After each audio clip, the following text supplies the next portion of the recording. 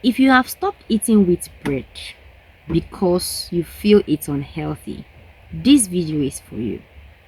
A lot of people tell me that they've stopped eating wheat bread though because wheat is high in sugar, wheat causes diabetes, it's not good for people with diabetics. In fact, wheat is toxic. It's not true. You see, the problem is not wheat. The problem is not wheat bread. There's some questions we're going to answer about wheat bread to clarify a lot of misconceptions. The first is, who should avoid wheat and wheat bread? Only people with celiac disease or gluten intolerance are medically advised to avoid wheat. Why so? Celiac disease is an autoimmune condition where gluten affects the small intestine. In fact, it damages the small intestine. Now, because gluten is found in wheat, people with celiac disease are encouraged to avoid wheat. Now, people who have been tested to be gluten intolerant are also in a category of people that should avoid wheat bread. But this constitutes about 2% of the world population, so there are not that many. The second misconception is this: wheat bread is sugar, or wheat is sugar.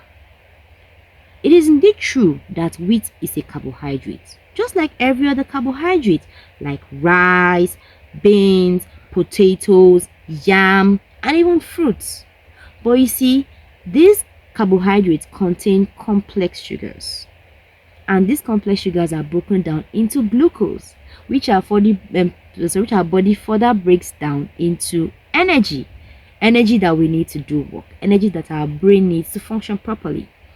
So these complex carbohydrates are quite different from the processed refined sugars that people buy and consume, which is very, very unhealthy for our bodies. Now, if wheat bread and wheat is generally not bad, why is it that some people eat wheat bread and start to react differently? They start having bloating issues, blood sugar spikes, energy crashes, and things like that. It all boils down to processing. You see, a lot of the wheat bread found in the market today are mixed with refined flour, or they have been refined in themselves and a lot of the fiber has been removed, or of course they are laden with a lot of chemical additives like chemical preservatives, chemical improvers, chemical softeners, dough conditioners, chemical flavors, and even color, so that the wheat bread will look brown when it is not really brown in itself. That is actually the culprit. So instead of cutting off wheat bread completely, you should ask yourself, is this wheat bread, is it whole wheat bread? Is it high in fiber?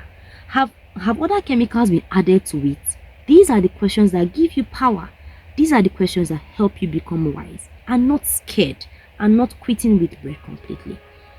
The best way to enjoy wheat bread is if you pair it with natural proteins and fats like eggs, like meat, and also avocado.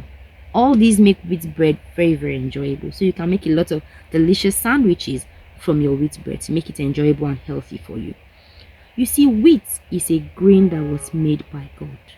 It is packed with fiber and a lot of nutrients.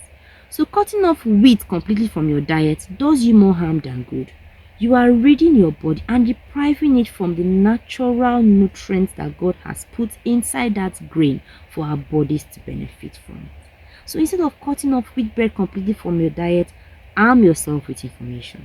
Hello everyone, I'm Micaiah.